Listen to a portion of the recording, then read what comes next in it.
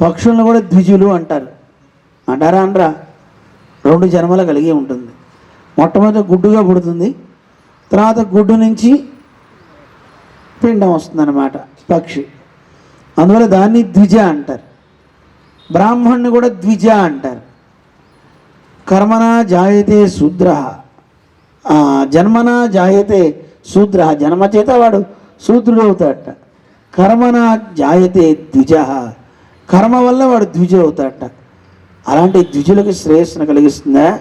ఇక్కడ ద్విజులంటే అర్థం అందరూ, మనందరం తెలియకుండానే ఈ లోకంలో పుట్టాం. ఎవరు తెలియకుండా? భగవంతుడు అంటే. ఆయన గురించి తెలియదు, కానీ మనందరం గర్భంలో ఉన్నప్పుడు అన్నీ తెలుస్తున్నాడు. ఆయన ఎవరో ఏమిటో అన్నీ తెలుస్తున్నాడు. కానీ బయటకు వచ్చిన తర్వాత ఈ శఠ అనే వాయువుని ఆవరించేసి భగవంతుని మర్చిపోయేలా చేసేసింది. అప్పుడు మనకి దేవుడు అంటే ఏమిటో తెలియట్లే.